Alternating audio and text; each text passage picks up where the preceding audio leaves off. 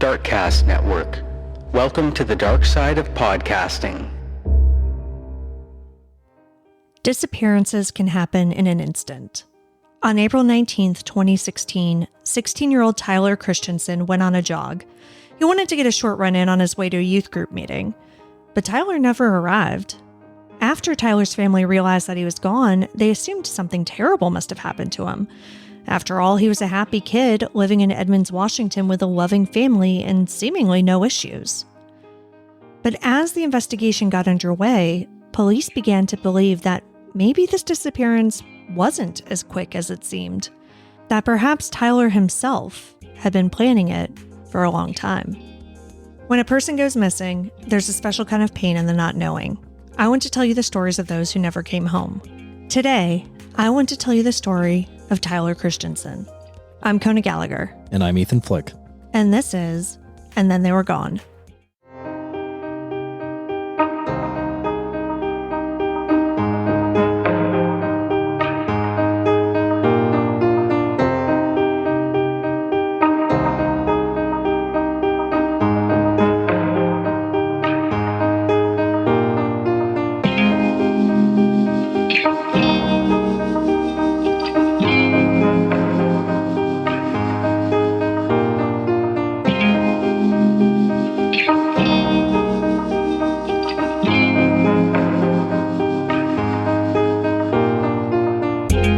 Welcome back, everyone. Welcome back. Thank you for joining us once again. I'm Kona. And I'm Ethan. And we're the husband and wife team behind this podcast. Each week, I tell you the story of an unsolved missing persons case. Ethan doesn't know anything about the case going into the episode and is here to provide his reactions and questions in real time, hopefully asking some of the same ones you have at home.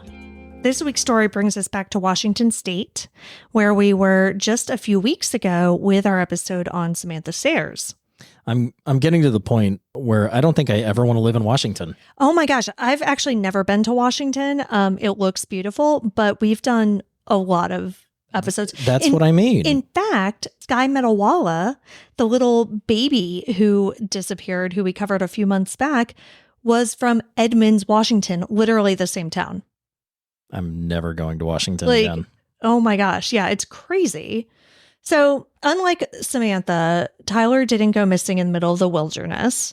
He disappeared from a Seattle suburb on a typical Tuesday night.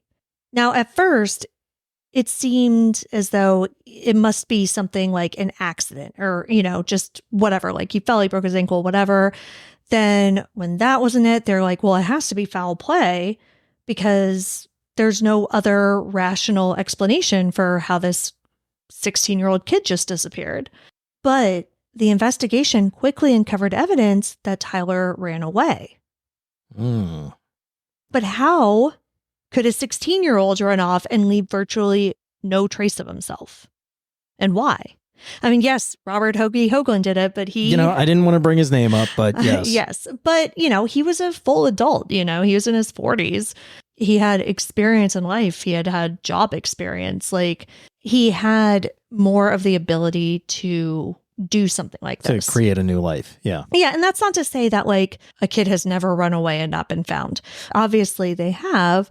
But yeah, the circumstances of this particular case are just different than a lot of the ones that we've seen.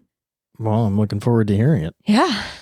Before we get started, though, we've had a few new members join us over on Patreon, so we'd like to give a quick shout out to Jack H. and Diane M. Thank you so much for your support. Thank you. Remember, if you join us there on any level, starting at just $2 a month, you can get these episodes ad-free and also get a free copy of the ebook that I wrote. So now, with all of that out of the way, let's get into the story of Tyler Christensen. Tyler Joel Christensen was born on June 2nd, 1999 in Edmonds, Washington, to Karen and Andrew Christensen. Tyler is the middle of 5 children with 2 older sisters and 2 younger sisters. Oh my gosh. Yeah. Wow. Liz, Emily, Rebecca, and Rachel are his sisters. That's a tough spot to be in. Yeah, his oldest sister, Liz, joked that he called himself the rose among the thorns. I like that. That. The Christensens were a tight-knit religious family who homeschooled their 5 children. Tyler himself has been described as kind, hardworking, and creative. He did odd jobs for his neighbors and made art out of wood and metal. He also enjoyed the outdoors, camping with his family in Idaho, and often going for hikes and jogs in the Washington woods. Tyler, when this all happened, he was 16, but close to his 17th birthday. So he had his driver's license and apparently had just started riding motorcycles and had done like races and stuff in the desert. I don't know exactly what, but that was like his new big passion.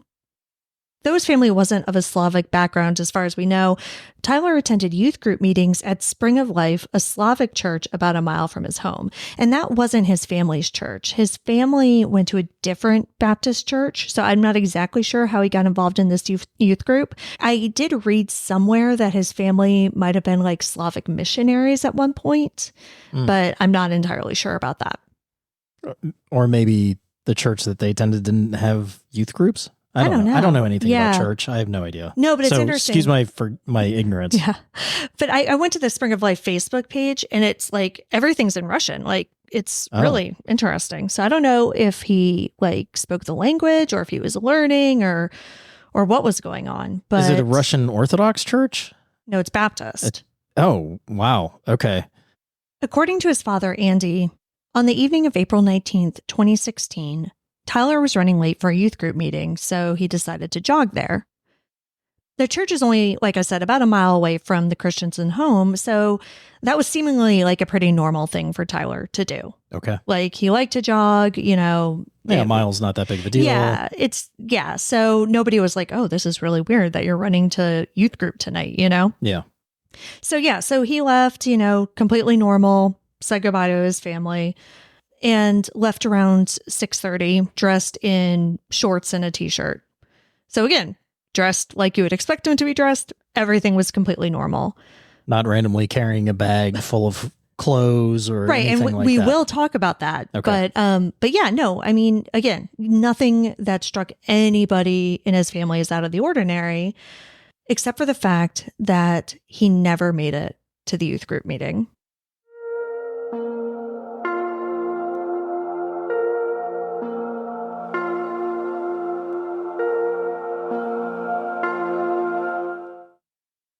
Tyler's parents didn't know that their son never arrived to the meeting, so likely they just went about their evening as usual. Now, unfortunately, I don't have details about how they found out, like when they figured it out.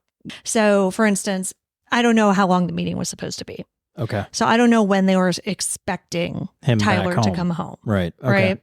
You know, I don't know if it's something where like he would do the meeting and then maybe hang out afterwards, you know, and so maybe they weren't expecting him home till like 9-10 o'clock.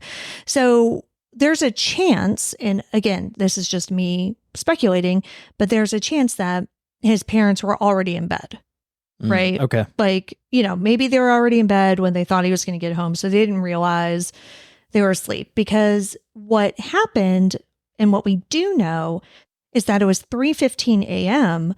On Wednesday morning when his parents called the police and reported Tyler missing.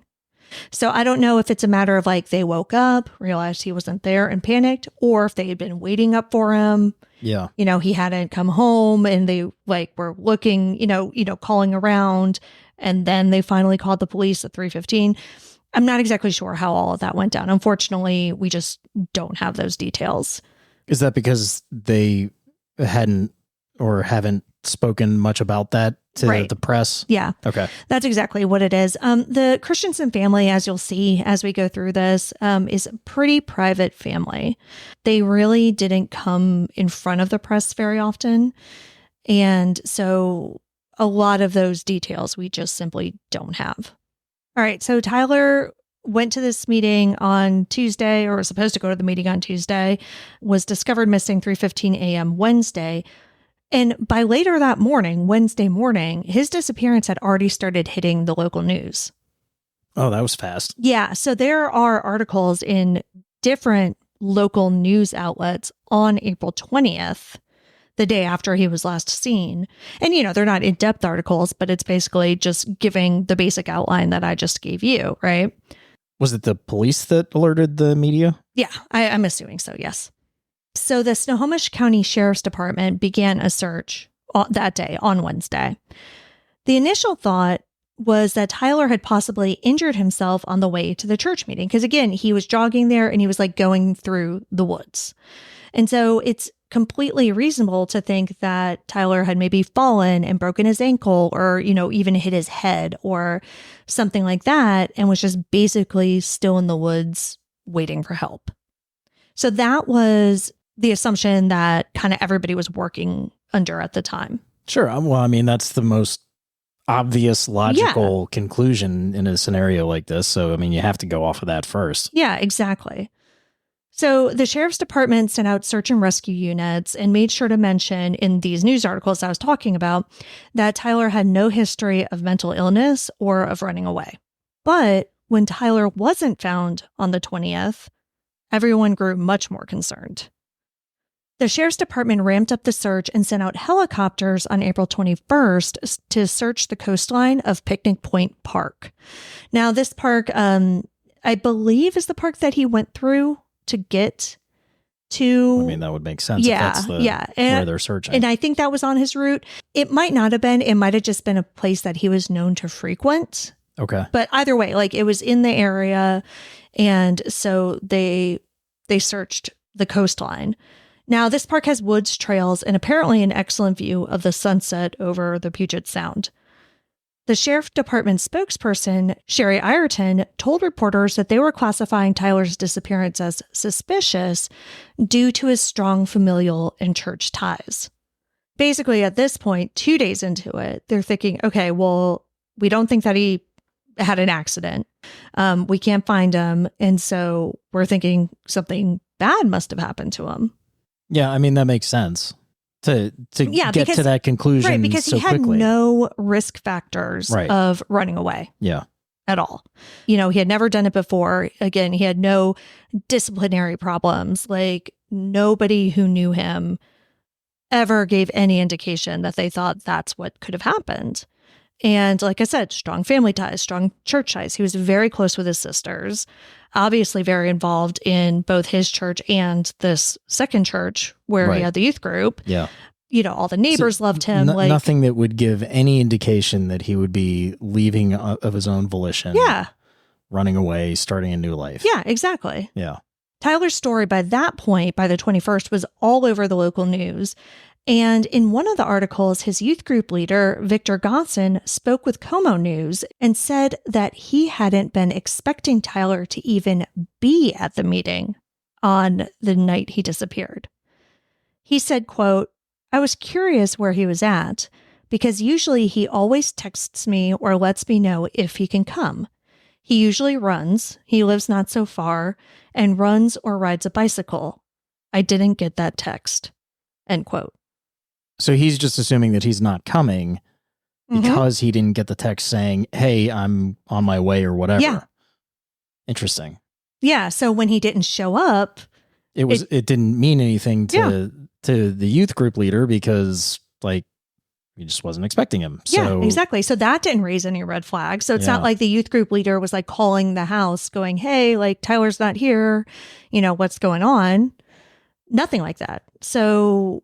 But if he was planning this himself to disappear, that could potentially be an indication that he knew to not send that text so that the youth group leader wouldn't be worried about him not showing up also? Yeah, I would think so.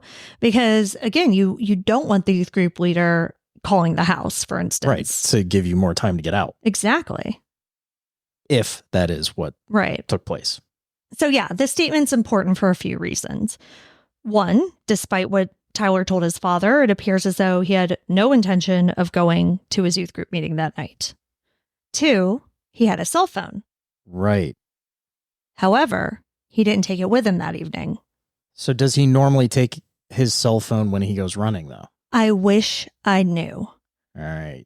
And that's one of the problems. I don't know if it was normal for Tyler to leave his phone behind when he went to his youth group meetings or if, when he went running or anything like that.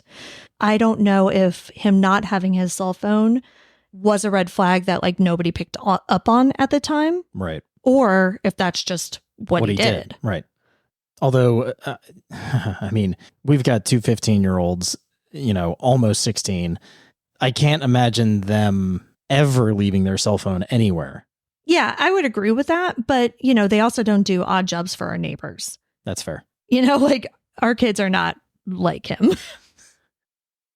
But regardless of whether or not it was normal behavior, Tyler not having his phone meant that his parents couldn't reach him when he was late coming home, nor could his movements be tracked after about 6:30 when he left.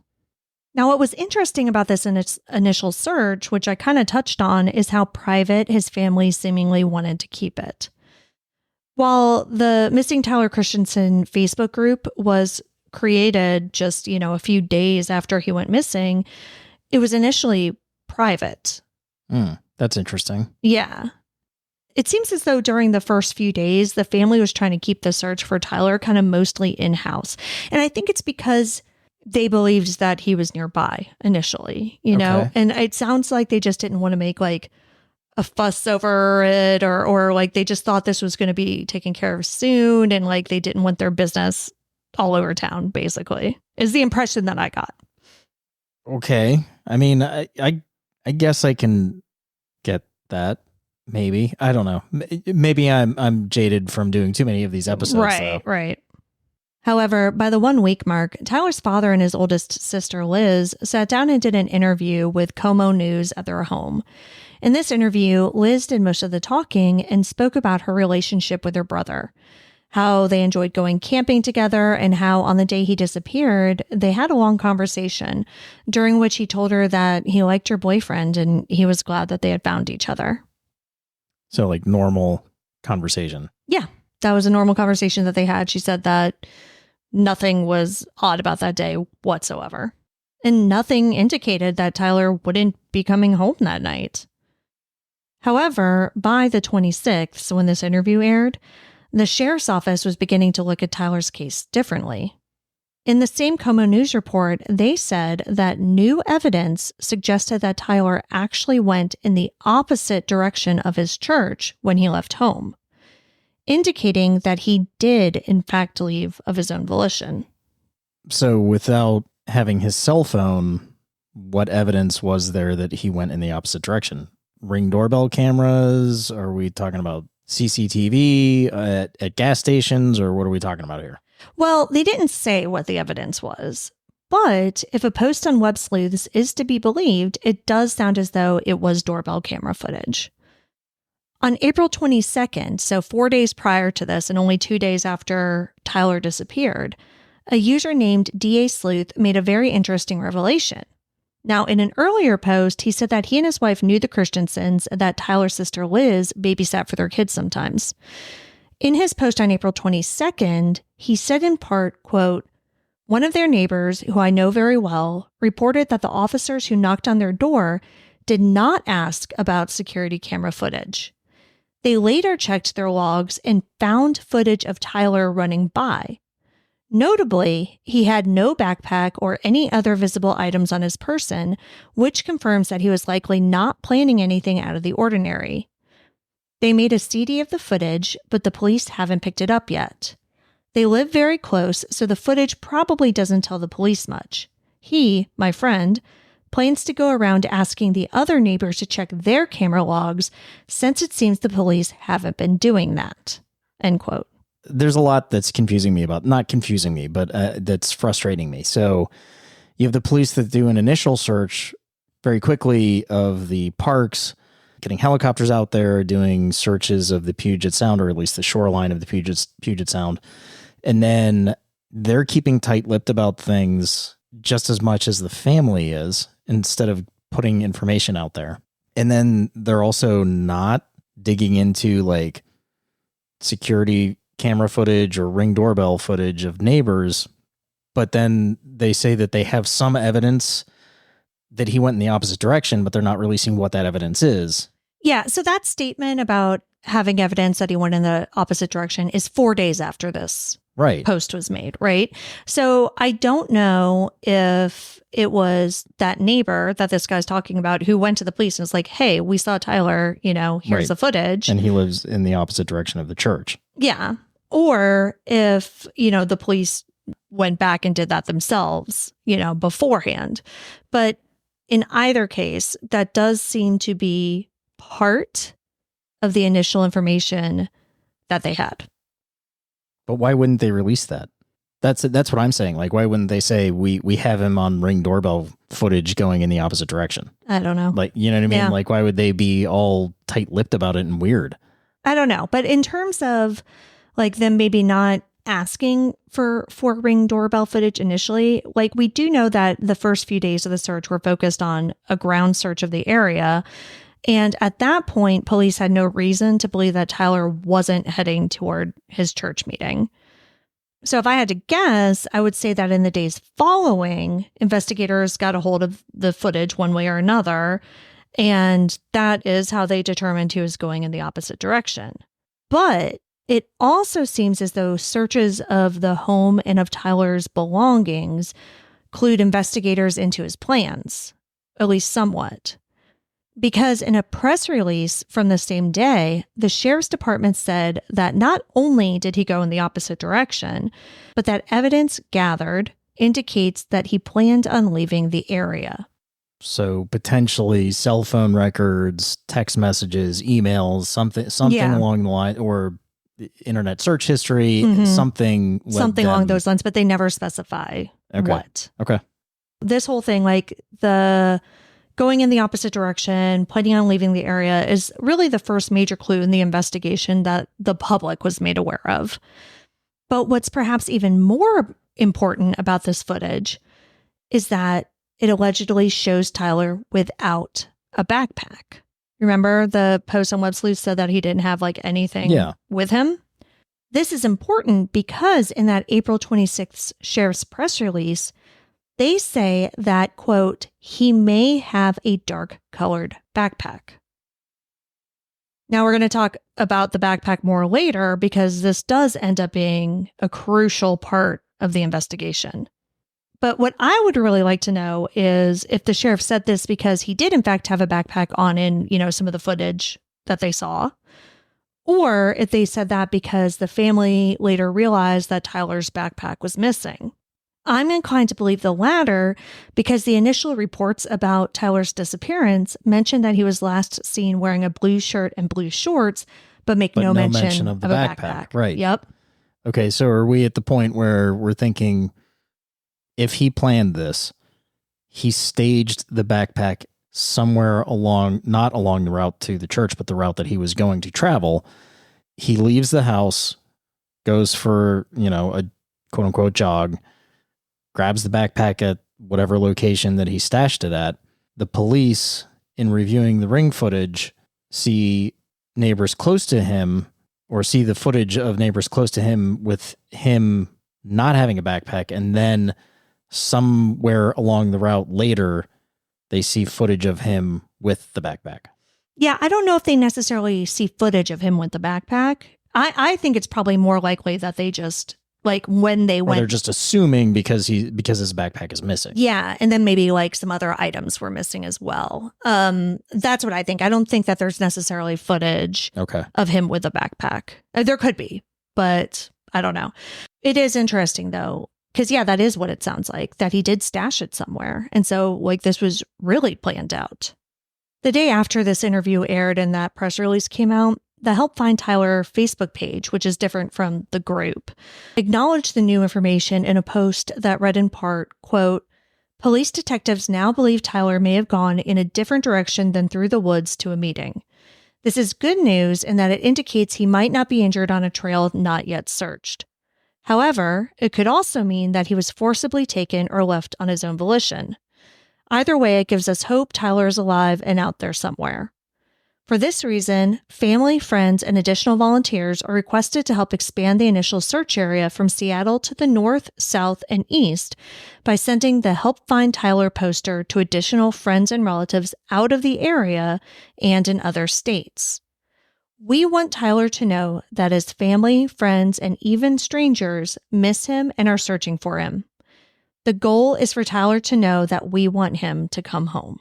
End quote. Unfortunately, the next few weeks brought few updates on Tyler's case. His sister Liz was in charge of posting on the Find Tyler Facebook page, but her posts were mainly a rundown of the information that we've already gone over, and posts saying that they don't have any updates to share, nor any clue as to where Tyler could be. But this all changed on May 6th, when they received information of a credible sighting of Tyler from the night he disappeared.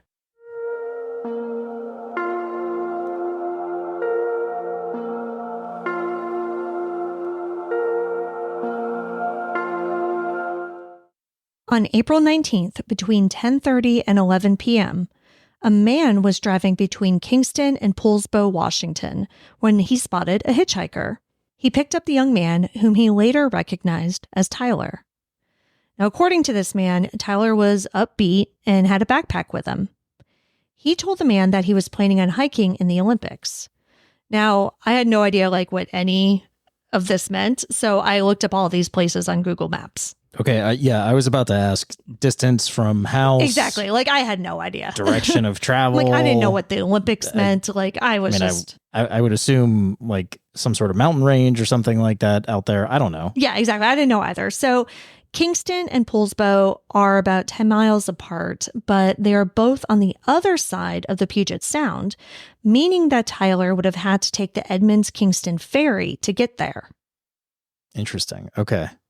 This means that he had some amount of money on him and that this was definitely planned. Right. The Olympics refers to the Olympic National Forest. The man dropped Tyler off on Viking Avenue between Poulsbo and Silverdale, so they traveled southwest. He also said that Tyler was asking for directions to Shelton. Shelton is another 40 miles southwest of Silverdale and is definitely not the most direct way to get to the Olympic National Forest. It is, however, called the gateway to the Olympics, so that could be why he chose it. When I Google mapped Silverdale to the Olympic National Forest, it took me in a completely different direction, just basically due west.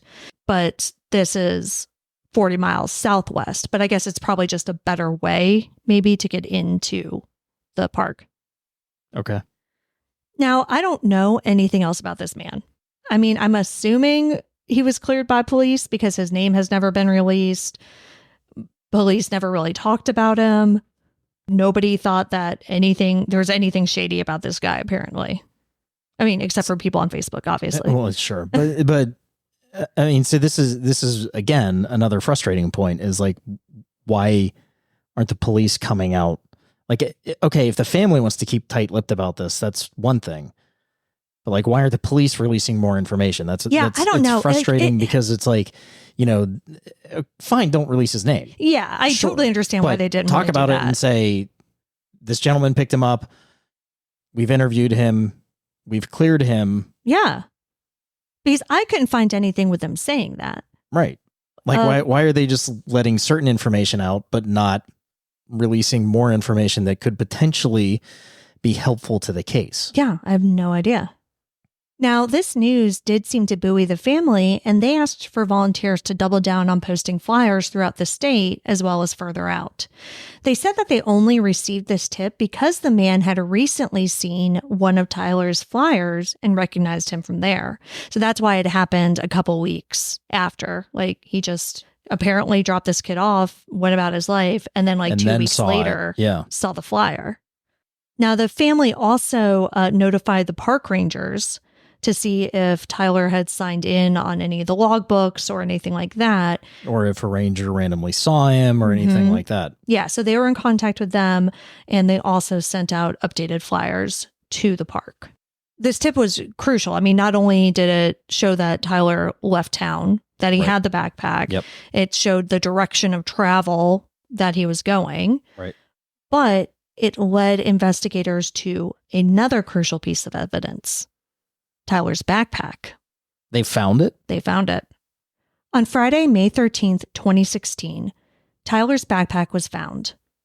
Now, the location it was found wasn't released at the time, and this actually does make sense because according to the family, it was found in a relatively dangerous area, and they were afraid of injuries if civilians went to go search nearby. Okay. They did, however, share what was inside the backpack. Quote, It contained a pair of sweatpants and a few untouched food items, as well as a couple of used emergency foil blankets. A ferry ticket receipt was found in a pocket, confirming that Tyler arrived on the peninsula on April 19th, the night he went missing. We don't know how long the backpack was there before it was discovered or why it was not with Tyler. End quote. So he had food, he had emergency blankets, but it's interesting to me that it was only one pair of sweatpants in there. Yeah. I don't know what that indicates, really. I don't know either. I mean, could indicate a few different things, but it's interesting. And his family did go camping, so I'm not sure if the emergency blankets were something that he could have taken from home, just like from his family's camping supplies, or if that's something that like he had to go out and buy previously. Yeah. Same thing with like the food items, right? I mean, I don't know if it's like random food that he just grabbed from the pantry. Yeah, or if it's like the camping MREs, meals. Yeah, exactly, right? Freeze-dried meals. Yeah. Yeah, so I don't know like what level really he had to plan what he was packing. Finding the backpack led to a new search for Tyler by a search and rescue team that included helicopters and canines. Unfortunately, no further sign of Tyler was found. They weren't able to determine when he was last in the area or what direction he had gone. In fact, there wouldn't be any clues about what possibly happened to Tyler for almost a year. April 19th, 2017 marked the 1-year anniversary of Tyler's disappearance. In an article in the Herald, the general location of Tyler's backpack was finally revealed. According to detectives, the backpack was found near Shelton in Mason County by High Steel Bridge. High Steel Bridge is the tallest bridge in Washington state, spanning 685 feet and taking visitors 425 feet above the Snohomish River. OutdoorProject.com says that the bridge is a highly trafficked tourist attraction, and because of this, wildlife is scarce. However, they also warn visitors of potential dangers, saying, quote, "It's advised that visitors refrain from hiking along the adjacent hillsides or underneath the bridge. Though there are some obvious footpaths, the trails are not maintained and are rocky and slippery. There are numerous stories of tourists and locals alike taking scary falls in the area." End quote. So what happened to Tyler? So the backpack was just found by this bridge. Yes, but what's frustrating is we don't know how close to the bridge. Right. Or, yeah, right. The exact location. They've never specified, not even in that article a year later. Well, okay. So what's also frustrating to me about that, and I get the point that it could have been a quote unquote dangerous location where they didn't want people going and searching for him and getting hurt. Sure. Here's the problem with that is that if they had released that information to the public, put it out in a press release asking for help, hey, it's a highly trafficked bridge by the public, correct? Yeah. So people might have seen him there. Right. And but so they didn't put it out for a year. Yeah, you're right. Not the bridge itself. So I think they put posters all up around the location. They did say that it was near Shelton, but you're right. They didn't specify.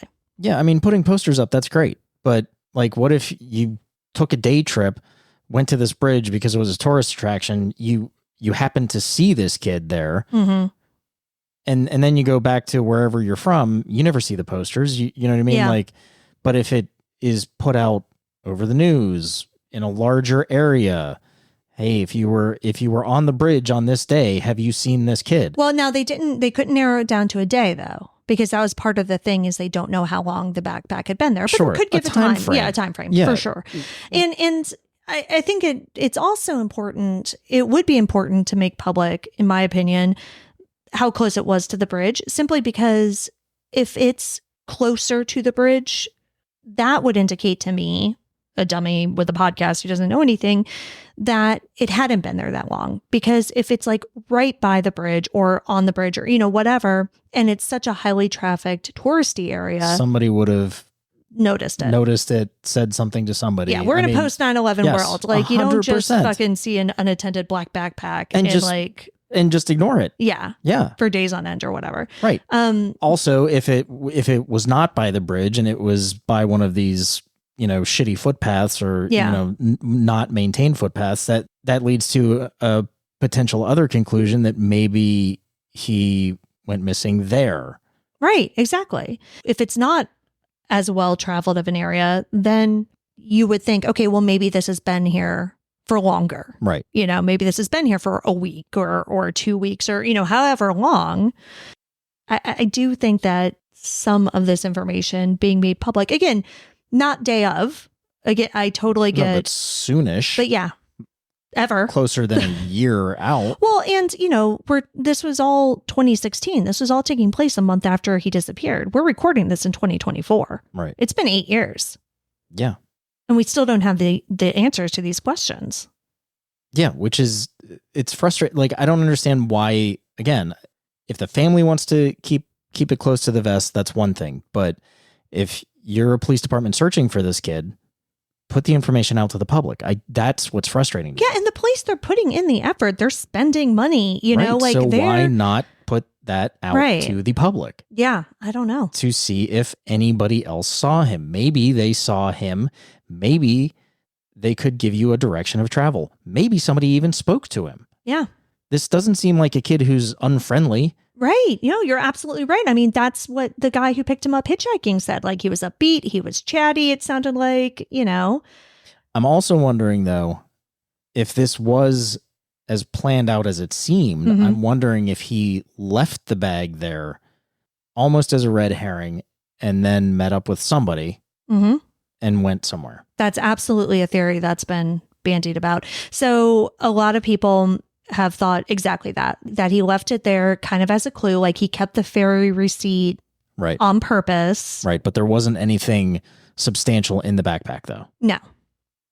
And that like maybe he took what he needed from the backpack. Maybe there had been more in the backpack. Right. It seems odd that he would only pack himself one pair of sweatpants, no socks. I mean, if he's an experienced hiker, camper, exactly. Everybody knows you got to keep your feet dry. Mm-hmm. So there's no socks in there. There's no other change of clothes, no clean underwear, no shirts, no cold weather gear or anything like that. Other than the emergency blankets. Sure, but he only, up to this point, all we know is that he's in a t-shirt and shorts. Yeah, absolutely. And probably running shoes, not hiking boots, not weatherproof. Nope. So, and again, he's an experienced hiker, camper. It's not adding up. Right. What he took with him and what was found in the backpack, it's not adding up. Yeah, and so the idea also that you mentioned that he was meeting up with somebody is a theory that's been bandied about as a lot as well. Now, to our knowledge, police didn't uncover any evidence of that. Or if they did, they're not releasing it. Also true, right? But, as many people have pointed out, kids are generally better at the internet than their parents. Very true. So, he could have covered his tracks in that regard. Yeah. Perhaps. Yeah. So that's one of the theories. One, that he was never planning on going hiking, that he just said that again to throw people off. Some think that he ended up going south to Portland. Where they are is also very close to the Canadian border. So some people think that there's a chance he might have made it north. And at this point, he's an adult now. Well, now, yeah. At the time, he wasn't. It was just shy of his 17th birthday. Right. But now he's an adult. Mm-hmm. So even if they find him now, I don't know what the statute of limitations are for, I don't even know that what they could charge him with. I don't know that there's really anything. Yeah. And typically people aren't charged with anything, in situations like this. Look at Alicia Navarro, right? She was 15 when she disappeared. She followed some disgusting man who she met online. And when she was 18, went to a police station and said, hey, I want to be taken off the missing persons list. I'm an adult. I'm not a missing child anymore. I need to get a driver's license or, whatever. Right. And they very much treated her like a victim, as they should have, because she was taken in by a predator. And again, we don't know that, there's anything like that in this story, but they weren't going to try to charge her with wasting police resources or, anything of that nature. I think when a missing person's found, people are just generally happy to have them back. So the only thing that we can really be certain of, though, in talking about Tyler's disappearance is that he wasn't abducted from Edmonds. He clearly left of his own volition, and he appears to have been planning this trip, or whatever you want to call it, for a while. If he truly didn't have his backpack with him when he left that day, like you said, that indicates that this was really planned out and that he had acquired the items he was planning on taking, beforehand, and stashed the backpack somewhere beforehand as well. Now, the reasons behind his decision to leave home and cut contact with his entire family are completely unknown. There's been speculation from many people on the internet over the years, but nothing that I've seen has come from anyone who actually knew Tyler.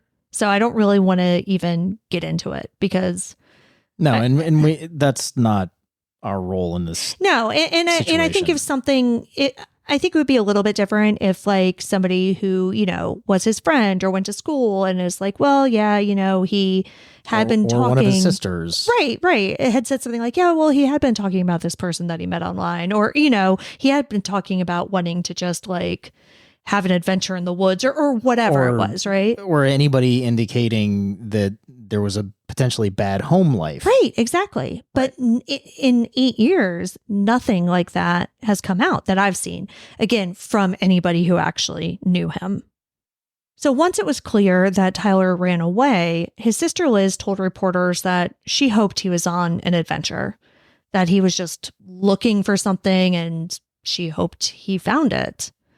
So is that why he left? To set off on an adventure and make a new life for himself? Has he managed to successfully live off the grid for the past 8 years, starting at age 16? It's certainly possible and definitely the best case scenario. Of course, once it was released that his backpack was found near a bridge, many people speculated that he took his own life. The river below the high steel bridge is rapid, and the bridge is certainly high enough. But why travel so far if that's your plan? There are plenty of closer bridges if that was his intention. Unless the bridge held some sort of significance, but we don't There's have never that been information. any indication. Like when, nobody in his family has ever said like, oh yeah, we used to vacation there all the time, or, anything like that. Yeah, exactly.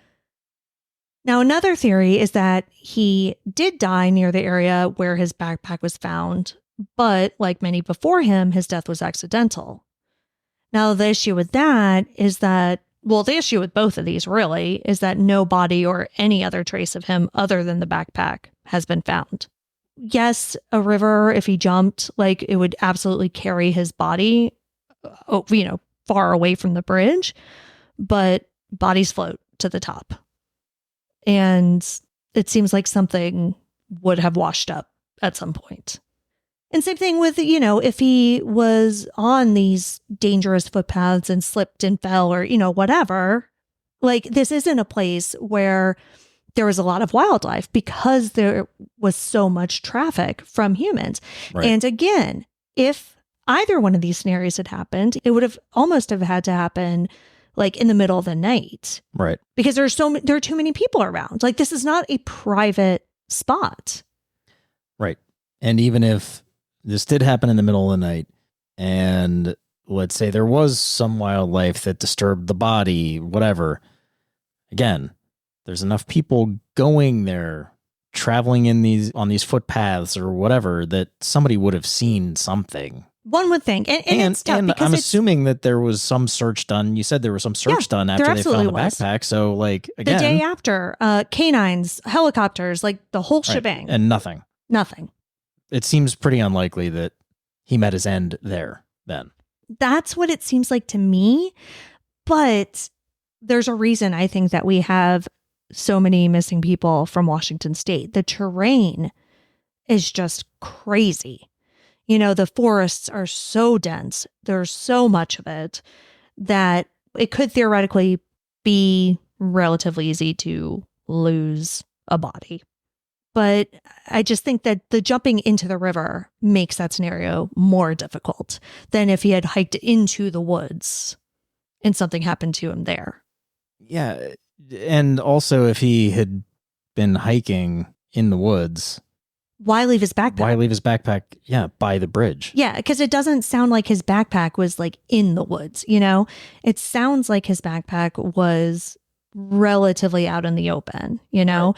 So it's not like he was hiking with his backpack, something happened, his body got disturbed by animals, but his backpack was left behind with food untouched. Like, yes, also, exactly. You know? Right. Yeah, so I don't know. None of it really adds up. After the first year or so, the posts on the Find Tyler Facebook page dwindled until they became just anniversary posts. Nothing new has been posted since 2021. The website that the family started has been taken down, and their Facebook group has been archived. Anniversary articles about Tyler have no new information, and honestly, the last one that I saw was on the 3-year anniversary. Finding his backpack was the last clue, as far as the public knows, as to where he went.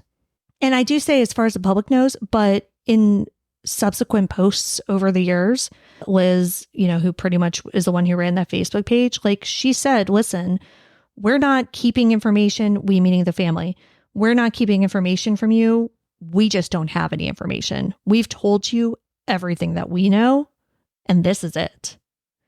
So I don't think that there really is, unless it's something that the police hasn't even told the family. I don't think there's really much more that even investigators know. Unfortunately for the Christensen family, Tyler's disappearance wasn't their last tragedy. On June 4th, 2018, 2 days after Tyler's 19th birthday, his sister Emily passed away. She was just 21. An official cause of death wasn't released, but it has been said by people who claim to know the family that she died by suicide. Jesus. Some have speculated that Tyler not making contact with his family after her death means that he is also no longer living, while others claim that guilt over her death could have pushed him further underground. The fact is, we just don't know. I'm going to leave you with a post from Liz on the Find Tyler page. Even though it was written just a few weeks after he left, the sentiment remains true, even 8 years later. Quote, Tyler, if you're out there on your own, please know that we love you and miss you so much. Whatever you may be working through, please come home and let us help you. If we've done anything to cause you to want to leave, please forgive us and know that we want to make amends. If you aren't ready to come home, please just let us know that you are safe. We won't stop searching, praying, or hoping for you to be safe and found and brought home soon. End quote.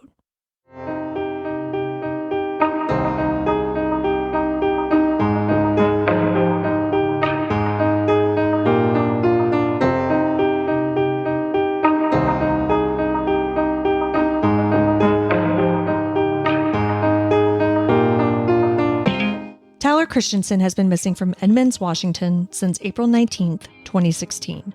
He is a white male with brown hair cut in a buzz cut with blue eyes. He was approximately 5'11" and 145 pounds at the time of his disappearance. He was last seen wearing a blue t-shirt, blue shorts, and carrying a dark backpack. Tyler was 16 when he went missing. He would be 25 today. Anyone with information regarding Tyler Christensen's disappearance is urged to contact the Snohomish County Sheriff's Office at 425-407-3970. You can see all the sources for this episode along with photos and videos at our website, andthentheywere.com. And be sure to follow us on social, and Then They Were Gone Pod on Facebook and at ATTWG Pod on Instagram and TikTok. If you like what we're doing, please subscribe and consider leaving a 5-star review on Apple Podcasts. It will help new listeners find us. And the more people that listen, the more chances we have of bringing someone home. And we'll see you here next week for a brand new episode. See you next week. And Then They Were Gone is hosted by Kona Gallagher and Ethan Flick. All research, writing, and editing is done by me, Kona Gallagher. Theme music is The Stork by Ketsa. Additional music is provided by Kai Engel. And Then They Were Gone is a Little Monster production. Hey, you can do it!